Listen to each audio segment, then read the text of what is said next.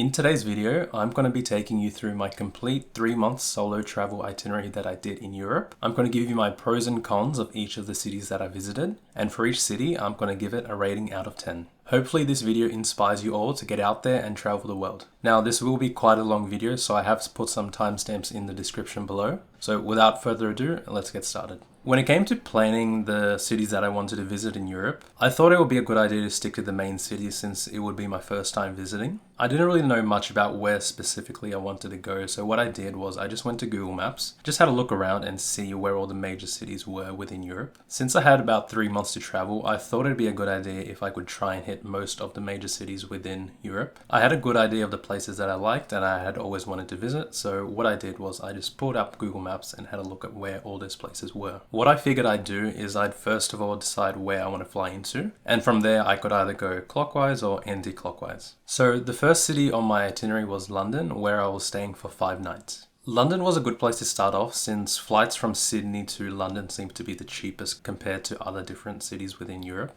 Not only that, it also ensured that I didn't experience much culture shock or anxiety when I did arrive in London because everyone spoke English, and when I was in London it did feel quite similar to Australia. London was great. It felt like not much had changed since coming from Australia. The buildings were much more beautiful. However, the rest of the city and how it operated felt quite similar to Sydney. Some things that I noticed with London is that, first of all, air conditioning seemed like a luxury. When I landed in London, I remember it was the peak summer season and it was about 40 degrees when I arrived. I remember a lot of the public transport had been shut down. No places seemed to have air conditioning, and overall it wasn't a very pleasant experience. One thing I did like about London was it was very walkable. A lot of the sites you can visit within a couple of hours of walking, which is good if you want to get a good sense of what the city has to offer and you don't have much time to spend. If you're a fan of art galleries or museums, you'll be spoiled for choice in London. A lot of London's museums and art galleries are free to visit, but do keep in mind that you should book a ticket still because there are limits on how many people they allow at each specific time. Some things that I didn't like about London was that it was quite expensive, especially coming from Sydney. A decent restaurant meal was about £15 and I remember a beer was about £5. Also, I felt that the locals weren't rude per se, but I felt that the city had a very go feel to it. So a lot of people were a bit rushed and didn't really seem to want to just slow down and relax and have some deep, meaningful conversations, which I feel was a bit of a letdown when I was in London. Other than that, I really liked London, and to give it a rating out of 10, I'd give it a solid 8 out of 10. The next place on my itinerary was Paris, where I stayed for 5 nights and I reached by catching a train. Paris was the first place where I was like, damn, I'm actually in a foreign country. When I got off at the train station, I remember no one was speaking English, and I did get hit with a bit of anxiety that comes with being in unfamiliar places. Paris, I felt, definitely lived up to the hype. I absolutely loved the museums and art galleries here. Also, seeing the Eiffel Tower in person was one of my bucket list things that I always wanted to do. So, not gonna lie, I did get a bit teary-eyed when I did see it in person for the first time, especially when it's lit up at night. Also, the restaurants and cafes in Paris are really good and world-renowned, so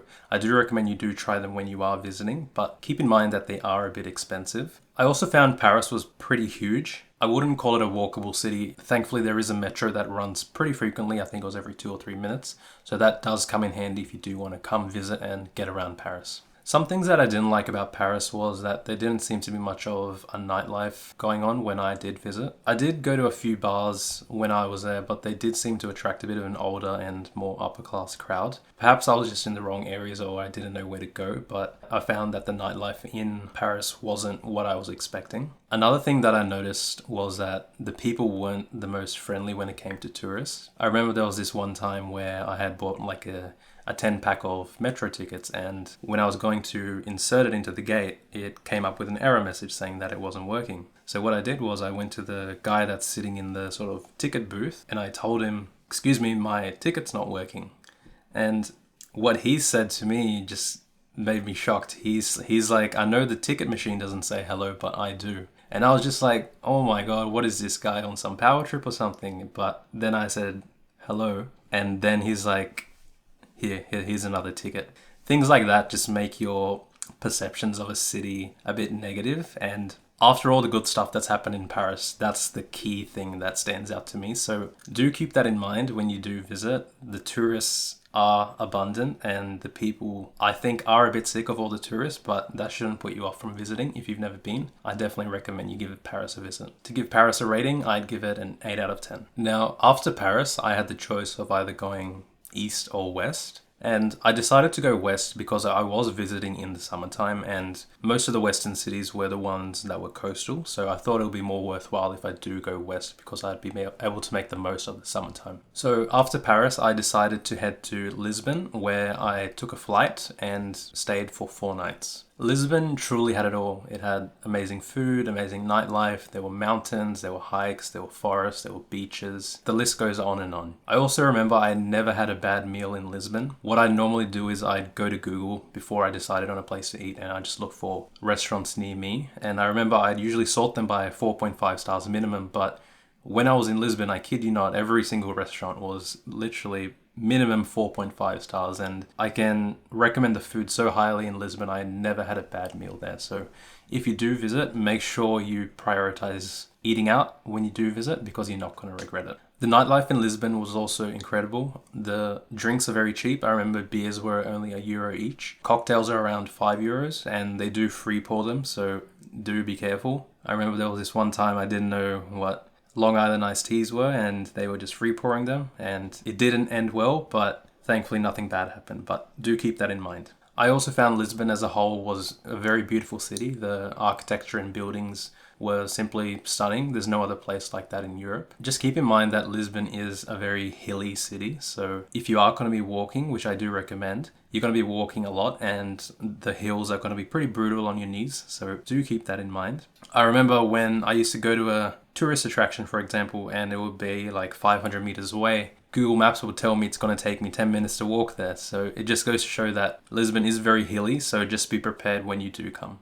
Another thing I liked about Lisbon was that everyone was very friendly and everyone was speaking English quite well as well, so it made getting around the city that much easier. I also liked that Lisbon was quite a small city so that you could walk around and see pretty much all of the sites, but you also got a sense that the city had a lot more to offer if you did venture out of the more sort of centralized areas, which I did like about Lisbon. When it comes to the drawbacks of Lisbon, I can't honestly think of many. If I had to nitpick, I'd say that there was just an excess of tourists. I know a lot of Americans especially fly into Lisbon since it is the closest European city to America, so do keep that in mind. Once again, nothing against Americans, but just keep that in mind if you are visiting Lisbon, that it is quite touristy, but it is touristy for a good reason, so I do definitely recommend you give it a visit. To give a rating, I overall can't fault Lisbon and I'd give it a 9 out of 10. After Lisbon, I caught a flight to Madrid where I stayed for 4 nights. Madrid felt just like Lisbon. It was small in the sense that you could see pretty much all of the sites within a few hours of walking, but also large enough that you could venture upon new things that you wouldn't have seen if you had not gone out of the city centre.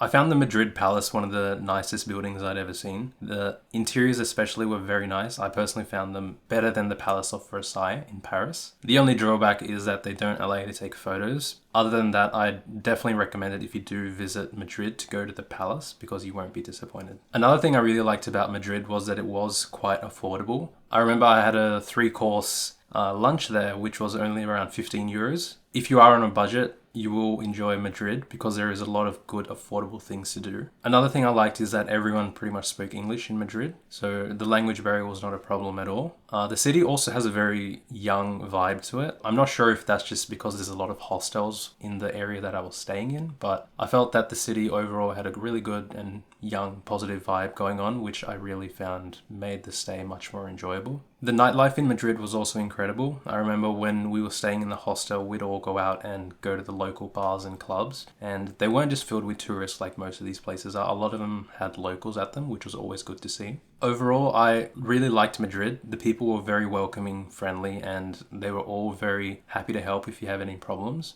When it comes to the drawbacks of Madrid, I honestly can't think of any. Other than the weather, it does get pretty hot in the summer, but then again, there's nothing we can do about that. I'd give Madrid a solid 9.5 out of 10. After Madrid, I caught a train to Barcelona where I stayed for 5 nights. Barcelona is known for having an incredible nightlife, and I can say for a fact that it definitely lives up to that expectation. There's always something going on in Barcelona every day of the week. The food here was also incredible. I remember the paella, the sangrias, the tapas. It was all very incredible. I'd honestly return to Barcelona just for the culinary experience. It was that good. One of my favorite things that I did at Barcelona was just chilling in the Olympic pool that they have there. There weren't any tourists at all, which was also a good thing, and it's just a great way to relax in Barcelona, especially if you are coming in the summertime. I also really like the architecture and buildings in Barcelona. The Sagrada Familia is like nothing you're ever going to see anywhere else. So if you are a fan of architecture and unique architecture at that, I definitely recommend you come visit Barcelona. Some things that I didn't like about Barcelona was that firstly, it is quite a confusing city to get around, especially if you aren't a local. Unless you have Google Maps handy at all times, you're going to have a hard time finding your way back to your hostel if you are coming without the help of navigation. The city is built in sort of grid-like pattern, so every corner literally looks the same. So do keep that in mind if you are going to Barcelona, especially if you are going to be partying and you might be a bit tipsy. You might find your way back to the hostel seems to take a couple hours when it should just take a couple minutes. Another thing I didn't like about Barcelona was that it was the first place that I saw and encountered pickpockets. The first time was there was this lady on a train who started shouting, saying that a man was pickpocketing her. So that was the first time I actually saw, or heard rather, someone get pickpocketed. Another time I remember I was in a McDonald's and I was ordering at the self-service kiosks, and a guy came up to me all happy and very energetic, and he was trying to shake my hand, and I noticed his other hand was going into my pocket, and I knew what was going on, so I just like pushed him away and just said no thanks. But other than that, it does kind of taint your perception of a city if something negative like that does happen. But just be cautious, don't be stupid, and you'll be fine. Overall, I really liked Barcelona. It's one of my favorite cities, and I'd give it a 9.5 out of 10. After Barcelona, I caught a flight to Nice, where I stayed for 3 nights. Nice definitely felt like a holiday town. Everything was very relaxed and slow paced, and I remember a lot of people say that the French people are rude, but I found this quite the opposite in Nice. Maybe it's because everyone there is most likely on holiday and they're just there to relax, but I found the people in Nice were very welcoming. Everyone also spoke English, which was nice to see, and I really liked the vibe that the city had overall. I also really liked that it was close to Monaco. So as a car enthusiast, I've always wanted to visit Monaco, especially the Formula One track. I remember one of the friends at our hostel had a car available. So what we did was we took a day trip down to Monaco and we were able to see some of the sights there. I really liked Monaco. I personally found it nicer than Nice. I felt there was a lot more to do in Monaco compared to Nice. Other than that, I can't really fault Nice, and it does have a very relaxed and holiday vibe to it. So if you are trying to be more relaxed and carefree while you are traveling, I definitely recommend adding Nice to your itinerary. Some things that I didn't like about Nice was that it was really, really expensive. I remember a bottle of water was around €3. Getting like a decent lunch was around 15 to 20 euros. So if you are on a budget, do keep that in mind. Another thing which I didn't really like about Nice was that there wasn't much to do unless you wanted to spend a lot of money. There was the beach and there's some museums and art galleries and a couple sites, but other than that, I feel like you can do most of what the city has to offer in a day. So if you are looking for a place where there's lots and lots of stuff going on, Nice probably isn't the city, but other than that, very good place to visit and I would recommend it. To give Nice a rating, I'd give it a 7 out of 10. My next stop after Nice was Cinque Terre, where I stayed for 4 nights and reached by train. Cinque Terre was incredible. The pictures you see on Google Maps don't do this place justice at all. If you're a fan of hiking, beaches, or just relaxing in general, you're going to have a great time if you visit Cinque Terre. Cinque Terre literally translates to 5 towns in Italian. So there's these 5 small towns that are pretty much in close proximity to one another. And I remember before deciding to come to Cinque Terre, I thought I'd spend a day in each, but in reality, there's trains connecting each city, so you could theoretically see all of the 5 towns in a day if you wanted to. So do keep that in mind if you do visit Cinque Terre. I wouldn't recommend 4 nights. It is quite a bit much. I'd recommend maybe 2 or 3. If you're a fan of hiking, you'll also like that the towns are connected by hikes. You can hike from place to place, and at the very end, I know a lot of people go for a swim. So that is always a good thing to do, especially if you are looking for hiking on your trip. When it comes to the drawbacks of Cinque Terre, I honestly can't think of many. I know that the hikes are closed for some periods of time when there is construction going on, or if there's like a landslide, they need to fix that. So keep that in mind.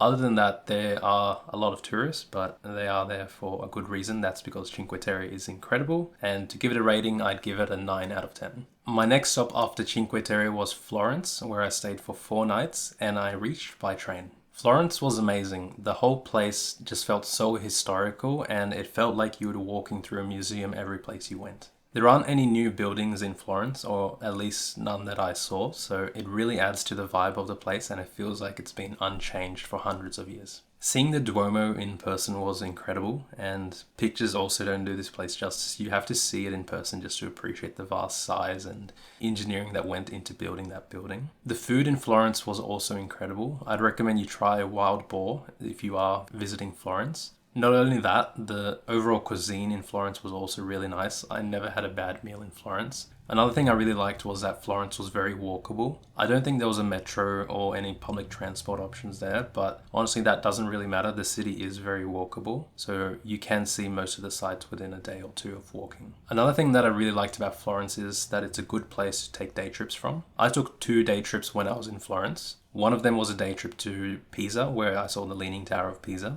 and the other was a day trip to Siena, which is a small Italian city. Personally, I found Pisa quite overrated. I remember when I got there, all I saw was the people just like putting their hands up, and it's just tons and tons of people doing that, which is kind of cringeworthy to see in person. But other than that, I found Pisa itself didn't really have much going on. If you are thinking about going to Pisa, I definitely recommend just spend like an hour or 2 there. There's literally nothing else to do. Siena, on the other hand, was very nice. It's like a small Italian city and it's got its own history and charm to it, which I really like. You could honestly spend a day or 2 just in Siena and you won't be able to see all of it. So if I had to pick a day trip from Florence, I'd recommend you go to Siena. But if you have enough time, also give Pisa a visit because it is quite a historical place, and seeing the Leaning Tower in Pisa is actually quite impressive. I can't really fault anything in Florence other than the amount of tourists. Other than that, I'd give Florence a rating of 8 out of 10. After Florence, my next stop was Rome, where I reached by train and I stayed for 4 nights.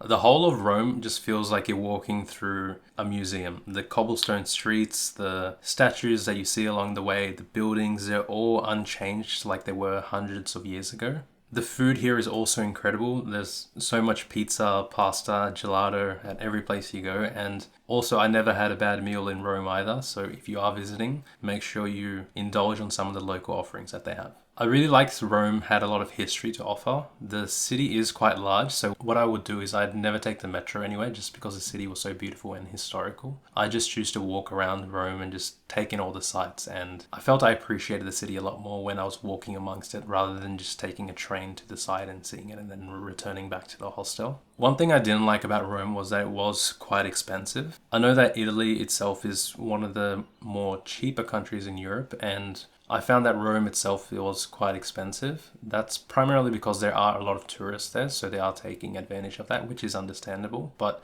do keep that in mind if you do visit Rome. Another thing that I didn't really like is that it got very, very busy at all the main attractions in Rome, especially during around lunchtime. So if you are hoping to get any decent photos of yourself with things like the Trevi Fountain, for example, you'd have to get there really, really early. I woke up at around 5 a.m. to reach the Trevi Fountain, and when I was there was still a couple of people taking photos. So do keep that in mind. Just wake up a couple hours earlier and you'll have most of the sites to yourself. To give Rome a rating, I'd give it 8.5 out of 10. My next stop after Rome was Venice, where I stayed for 2 nights and reached by train.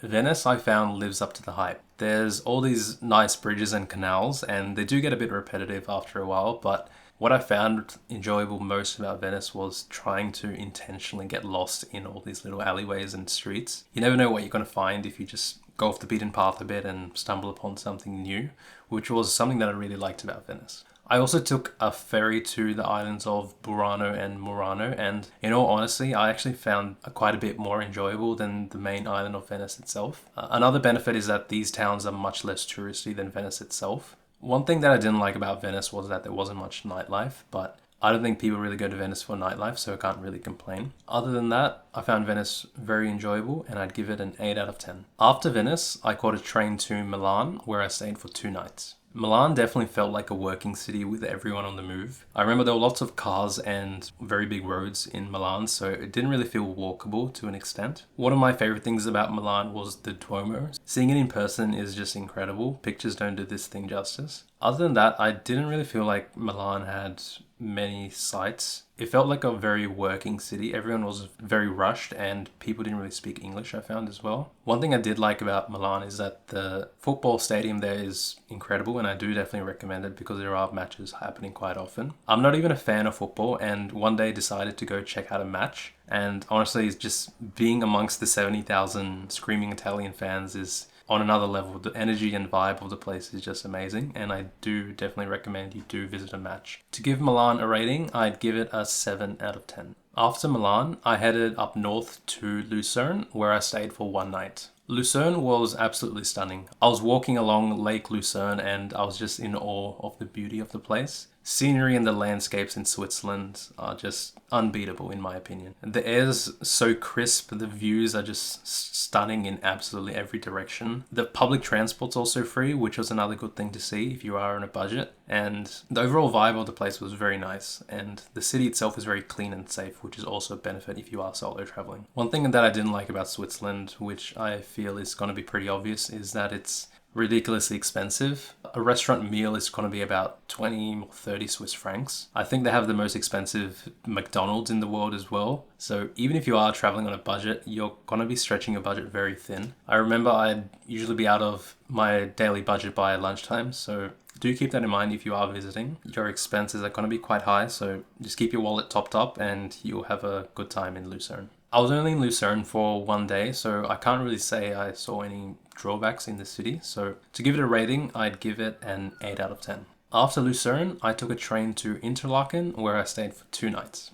Interlaken was probably the most beautiful place I've ever seen. No joke, this place is literally heaven on earth. Pictures don't do this place justice, and I definitely recommend if you are a fan of hiking or nature or any action sports, I think Interlaken is probably one of the best places to do this in the whole world. The lake in Interlaken is this amazing blue color, which I'm honestly still astounded. How is that even naturally possible? You're gonna have to see it in person to believe it, but Interlaken is one of the most incredible places I've ever seen, and I definitely recommend you add it to your itinerary when you do visit. Another thing I liked about Interlaken is that there's a couple day trips you can take. You can go to the St. Beatus Caves, and you can also go to Lauterbrunnen, just to name a few. So if you are in Interlaken, I'd recommend you add a couple of days extra just to take these day trips because they are worthwhile. Regarding the things I didn't like, once again, I can't really name anything other than the expense, and for that reason, I'd give Interlaken a 9 out of 10. The next stop after Interlaken was Zermatt, where I stayed for 2 nights and reached by train. Once again, Zermatt was absolutely incredible. Seeing the Matterhorn in person is such an amazing thing, especially when you see it in the morning when the sunlight hits the very peak. It looks absolutely stunning. One thing I liked about Zermatt is that there's no cars allowed. They only have these small electric cars where you can take if you have some luggage that you need to get to your hotel or hostel with. Other than that, the vibe of the place is absolutely impeccable. Everyone walks around or has mountain bikes that they get around on. If you're a fan of hiking, nature, or action sports, I'd also recommend give Zermatt a visit. It's absolutely stunning and you must visit. One thing I noticed was that I went in the summertime, which apparently is the low season for Zermatt. So if you are visiting, it is more popular to visit in the winter time when it is snowing. If you do want to still see the town and see what it has to offer, come in summertime. There won't be as many people and it'll still feel incredible in person. Once again, like the other Swiss towns, I can't fault it at all. I'd give it a 9 out of 10. After Zermatt and after I had wrapped up Switzerland, I headed to Munich, where I stayed for 4 nights and reached by train. Personally, I found Munich wasn't anything special. It didn't really have any attractions or things that I felt that the other cities didn't offer. Once again, I might feel a bit spoiled or entitled at this point in my trip, but I didn't really feel that Munich was a place that stood out. One thing I did like is that I took a day trip to Neuschwanstein Castle, which is absolutely incredible to see in person. It was raining when I went, so I believe you can catch a bus if you do want to get there. I chose to walk and there is a bit of a hike towards the end, so do keep that in mind if you do visit. One thing I liked about Munich is that there's a lot of beer gardens and very good beer in general in Munich. I know a lot of the Germans just like to relax in the parks and drink lots and lots of beer and have lots of schnitzel and sausages, which is absolutely incredible. So if you are visiting, I definitely recommend you do try out one of the beer gardens and try out some of the local cuisine. When I went to Munich, it was a bit empty, I found. A lot of people do come to Munich when it is Oktoberfest. So if you want to get a feel for all that the city has to offer, I definitely recommend when Oktoberfest is happening, and definitely partake in it because it is one of the most awesome things that happens in Munich. Some things that I didn't like about Munich was that it did seem like quite a conservative city. Not everyone wanted to speak English, I found, and I did notice a lot of people were very adamant on following road rules, especially when it came to crossing the street. I remember one time, it was very late at night, around 10 or 11 p.m, and the streets were completely empty, but the pedestrians were just still standing at the red stop sign, even though the roads were completely empty. I felt like if I had jaywalked in that instance and not stood at the red stop sign, that everyone would have just silently judged me. Overall, I felt Munich was a cool place and I definitely visited again, but I felt like it wasn't anything special compared to some of the other places that I had been to. And for that reason, I'd give it a 7 out of 10. After Munich, I took a train to Vienna, where I stayed for 4 nights. Vienna was a beautiful city. It was very luxurious and also very expensive, but overall I really liked the vibe of the city. I really liked the cafe culture in Vienna as well. They have these cakes called, I think, Sachertorte.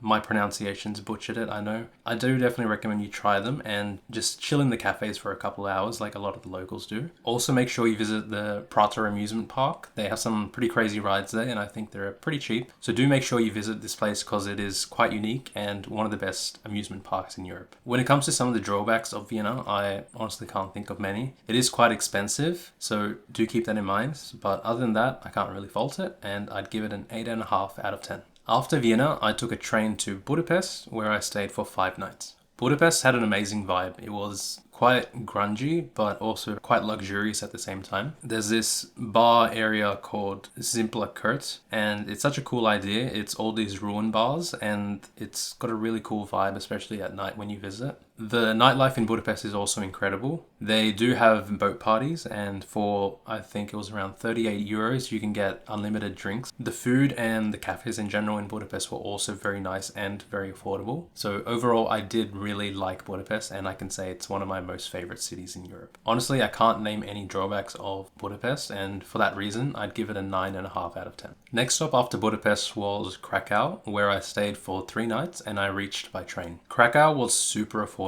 I remember I had a really nice restaurant meal and it was only around the equivalent of 10 euros. Krakow was also really small, so you could walk around the city in a day or two and see pretty much all of the sights. Another thing that I really liked about Krakow is that there were pretty much no tourists when I visited. This added to the vibe of the place, and overall it felt like the city was just much more underrated and authentic, which I really appreciated. There's a couple different day trips as well you can take from Krakow. You can go to the salt mines, you can go to Auschwitz, which I do definitely recommend. It is quite a sombering experience, but I do definitely recommend. Perhaps leave it on your last day within Krakow, just so you don't dampen the mood too much. Something that I didn't like about Krakow is that it was very cold and rainy when I visited. Once again, I don't think that's really the fault of the city, it's just when I visited. So if you are visiting, I definitely recommend come during the summertime when it is a bit more warmer and there's a bit more going on in the city. Overall, I felt like Krakow exceeded all my expectations. It's a very underrated place and I do definitely recommend you check it out. And for that reason, I'd give it a 9 out of 10. After Krakow, I took a train to Prague, where I stayed for 4 nights. Prague was incredible. It felt just like Budapest, but it was much less grungy and the buildings are all much more incredible to see in person. The people were also very friendly. The city has this old school medieval charming feel to it, which I felt was very different to all the other cities I'd seen in Europe. There's also lots to do in Prague. You can take a couple day trips and there's just a lot to do and stumble upon when you are in Prague. It is quite a small place, but it also feels quite large in the sense that you can stumble upon new things if you are already seeing all of the main attractions in the city centre. Czech beer is also really incredible. They do put a lot of foam in it. Keep that in mind when you do visit. Don't think that you're getting ripped off. That's just how they serve the beer. I heard that they drink the most beer per capita compared to anyone else. I think the reason for that is because they don't fill the glass as much. So do definitely recommend the beer when you do visit Prague. When it comes to the drawbacks of Prague, I've got absolutely none. It's one of my favorite cities in Europe and I'd give it a 9.5 out of 10. My next stop was Berlin, where I reached by train and I stayed for 7 nights. When I arrived in Berlin, I got a bit of a shock just to see how much graffiti was everywhere. But when I walked around the city for a bit, I realized that it wasn't dirty at all. It was just a bit grungy, just like you could say a mole on a pretty girl. The city's got a lot of cool old and new architecture. And one other thing that I liked about Berlin was that it did seem very multicultural. Not as much as London, but it was definitely one of the most multicultural cities that I've been to in Europe. Everyone spoke excellent English. The metro was reliable, and I remember the locals in Berlin were very friendly and very, very liberal, which was nice to see. You could honestly walk around in Berlin in a trash bag and no one would bat a second eye. So that was a really cool thing to see about the city. One of my favorite things about Berlin is that the kebabs are absolutely incredible. There's this shop called Ruyam Gemüse. I think there's a couple of them, and they honestly have the best kebabs in the world. I've tried kebabs in every city I've been to, and Berlin stands out head and shoulders above everything else that I've tried. So when you do visit Berlin, go to this shop called Ruyam Gemüse too. I honestly went here every day that I stayed in Berlin, and I still always crave trying that again. So keep that in mind when you do visit Berlin. There's also this hand-pulled noodle place called Wencheng Noodles, and those are some of the most incredible noodles that I've had in my life. There's always a line waiting for people to get into the restaurant, but it is well worth it, and it's really cheap as well. So do keep that in mind when you come to Berlin. Also, if you're a fan of techno like I am, Berlin's the motherland. I went to Tresor, and it was one of the most amazing nights of my life. If you're going to go to Berghain, I recommend go on a Sunday morning, because apart from that time, everyone else is just lined up and most people are going to be getting rejected. The line's often hundreds of meters long, so keep that in mind if you don't want to wait for a while. Overall, Berlin was the city that grew on me the most. I felt that because I was staying there for 7 nights, I appreciated it much more. I was able to see a lot more of what it had to offer. And by the end of my time there, I kind of felt like I was living as a local. I had seen a lot of the non-touristy things, and I had ventured out of the main city center and got a good feel of what Berlin was like. One thing that I didn't like about Berlin was that it wasn't walkable at all. You had to catch the metro, and although the metro is pretty affordable, if you are catching it everywhere, it does add up. So if you are on a budget, keep that in mind. Also, the city isn't the most pretty city in Europe, so if you are having some expectations on what Berlin's going to be like when you arrive, just keep that in mind. But other than that, I can't fault Berlin at all. To give Berlin a rating, I'd give it 9.5 out of 10. After Berlin, I caught a flight to Amsterdam, where I stayed for 3 nights. Amsterdam was super beautiful. The architecture and the canals are like nothing else in Europe. The people were very friendly, and the city was also very multicultural, which I really like to see. I feel like the best way to see Amsterdam is to just walk along the canals and try and get lost. It is quite a big city, so you might have to catch a tram here and there, but I do definitely recommend just walk around slowly and just see all the sights that Amsterdam has to offer. The red light district is also quite unique, but it is quite sophisticated, so I do definitely recommend you do check that out when you are there. It does get a bit rowdy at night, so do keep that in mind if you are solo traveling. Just be on the lookout, don't get too drunk or too crazy, and you'll be perfectly safe. Another thing that you could say is a good thing about Amsterdam is that weed is legal, so if you do want to try it, you can try that here. I remember I had an edible here for the first time and I got way too high. The dosage it said was to take about half the cake and see how you feel, but I got peer pressured into taking the whole cake and I just got way too high and pretty much melted.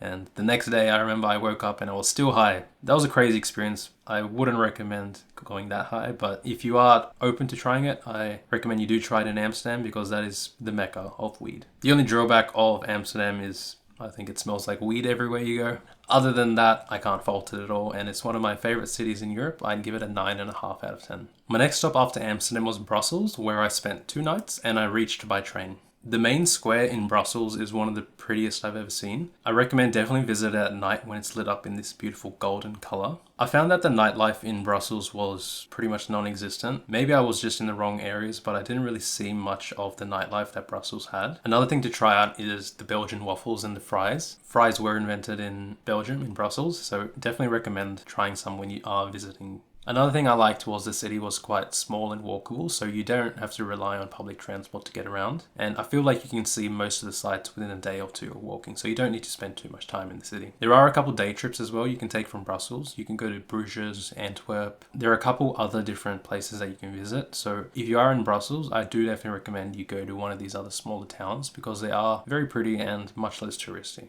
One thing I didn't like about Brussels was that it was quite dirty, especially around the train station. When you get off at the train station, it is quite a shock to see at the amount of just garbage everywhere. But once you get into the main city center, it is very pretty, very clean. But do keep that in mind, just something to expect when you do come to Brussels. Overall, I'd give Brussels an 8 out of 10. And finally, the last stop of my trip was Paris. I was flying out of Paris and decided I'd spend a couple extra nights here just to see some of the sites that I hadn't seen on my first time coming to Paris. I revisited the Orsay Museum just because I fell in love with it the first time I saw it, and I went to a couple other non-touristy sites as well. I did repeat a lot of the stuff that I did earlier in my first time visiting Paris, but my second time around I felt I enjoyed them a bit more because I was more confident and I was able to speak a bit of basic French, so a lot of people were very happy to help when I was having any trouble. Overall, I really enjoyed Paris the second time I visited, and I know I originally gave it an 8 out of 10, but for my second time, I'd give it an 8.5 out of 10. So that's my entire trip broken down. 13 countries, 22 cities visited in 85 days. Looking back, these were some of the best memories I have. I met so many amazing people and went to so many amazing places that it's going to be so hard for me to top this in my future travels. So to wrap up, if you are thinking about traveling,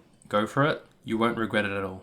As always, if you found this video helpful, feel free to like and subscribe, and I'll see you in the next one.